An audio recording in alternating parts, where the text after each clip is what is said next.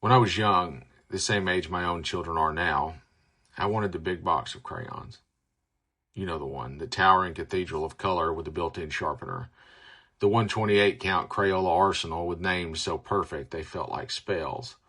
Burnt sienna, steel blue, forest green, macaroni and cheese.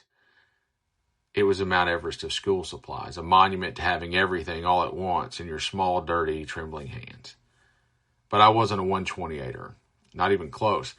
I lived somewhere in the humble middle, that 16 count box on good years and 32 when the wind blew just right. My crayons were stubby, honest things, worn down on one side with wrappers peeled away like bark, the paper labels softening at the corners where my thumb pressed too hard. They weren't pretty, but they were used. They were alive. They'd done their job and asked for nothing more. And the kids who had the big box weren't villains. They weren't spoiled. They were just kids with a brighter tower on their desk. But even then, even in those small years, I noticed something. At the end of every school year, half the crayons in those magnificent boxes still had their factory edges. Perfect little soldiers who'd never been sent into battle, just sitting there, waiting, untouched. All that color, all that possibility, just wasted by the quiet truth that there are only 12 or 20 shades we actually reach for when we're trying to draw the world we know. And I've thought about that a lot as an adult, as a father, as a man trying to make sense of want and need in a world that tells us more is always better. And I don't think the moral is about doing without. I had what I needed. I made oceans of blue and trees of green, sunsets out of red and yellow, and the occasional flourish of purple.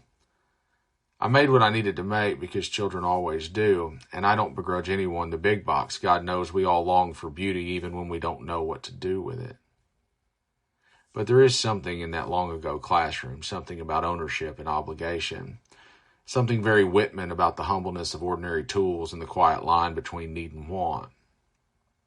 And maybe that truth is this: that most of life is drawn with the same dozen colors, the ones we hold often, the ones we reach for without thinking, the ones that grow shorter in our hands because they are actually doing the work.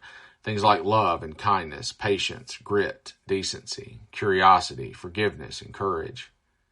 These are the often used shades, the ones we hold closely because they're used up by living. And everything else, the glittering extras, the strange colors with fancy names, the stuff we're told we need to be whole, most of it keeps its factory edge until the end. And there is a kind of holiness in learning that. A kind of freedom in knowing that what you need to build a meaningful life can fit inside a small box, that the world doesn't require 128 choices to paint something beautiful, just a willingness to use what you have, to press hard enough to leave a mark, to wear a few crayons down to nothing because something honest passed through them. Maybe that's the moral, the simple one, the one Hemingway would have written. Use what you have, love what you use, and don't confuse the size of the box with the depth of the picture you're meant to make. Because a life well lived is never measured by how many colors you possess, only by how many you actually dared to make art and life with. Defined till death.